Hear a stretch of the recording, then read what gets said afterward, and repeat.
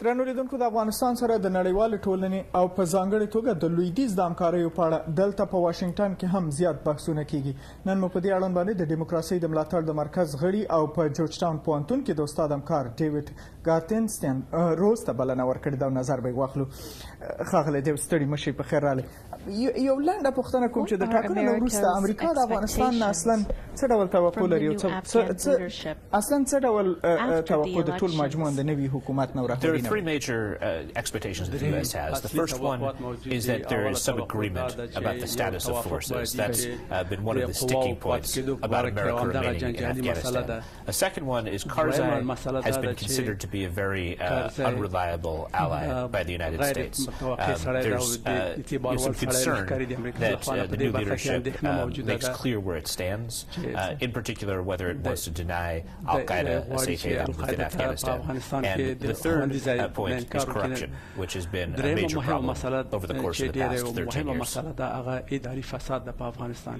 دا خو توقعات لږ غواړم لږ بله برخه هم تشریح کړئ چې د 2014 کال نه وروسته به د امریکا ګټې به څه وي په افغانستان کې؟ The major U.S. interest is denying al-Qaeda a safe haven within the country, which was what precipitated this conflict in the first place. A second interest the U.S. has is regional stability. In the past, the Obama administration has seen stability in Afghanistan as being critical to addressing the problems that Pakistan confronts. یو بل مهم مسله دا ده چې جمهور رئیس کرزي تاسې خامخا اورئ چې په وار وار باندې دا تاکید کوي چې افغانستان ته د القاعدې او د نور تروریستي ډلې دا د افغانستان د سرحدونو نه بار دي او حتی په امریکا باندې انتقاد کوي چې په دې اړه باندې جدي اقدام نه کوي. ستاسو په نظر باندې امریکا اصلا په افغانستان کې د دغه سرحد نه بار تروریستي تهدیدونو په وړاندې څه کومک کولی شي؟ Well, first of all, it's true that right now al-Qaeda is primarily outside of Afghanistan. Obviously, Osama bin Laden was in Pakistan. Right now, al-Qaeda's senior leadership is also believed to be located in Pakistan. Part of the reason why is obvious, that with the U.S. forces on the ground in Afghanistan, there's a lot of pressure on all geographic areas there. But the idea that the U.S. hasn't gone after al-Qaeda is simply inaccurate. One can see the large number of drone strikes, for example, that have been carried out against al-Qaeda's leadership inside of Pakistan. As to how the U.S. can help, right now, as U.S. forces are drawing down, the main thing that negotiations have focused on is whether there will be a small residual force that can help to supplement Afghan forces and provide them greater ability to conduct, for example, counterterrorism operations and other targeted strikes. بر اجازه راکړئ یو بله د امریکا په اړه پوښتنه وکړي. د امریکا حکومت اوس په افغانستان باندې د ټاکنو نه مخکې دومره فشار یا ټینګار نه لري چې باید امنیتي تړون لاسلیک شي.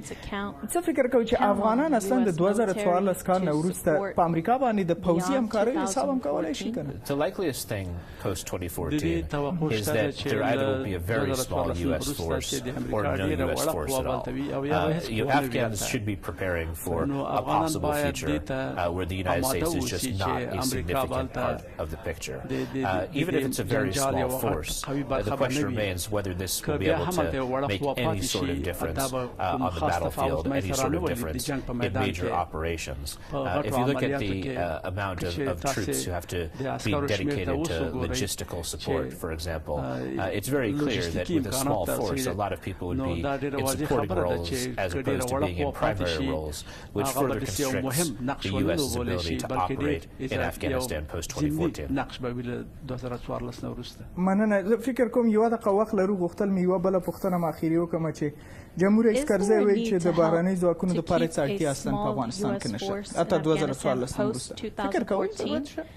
It certainly would be helpful to Afghan troops to have a U.S. force remain in an advisory role, in a role to be able to support operations in a variety of ways. When the U.S. look at the question, the main question that U.S. leadership is asking is, does it help the United States to have this force there?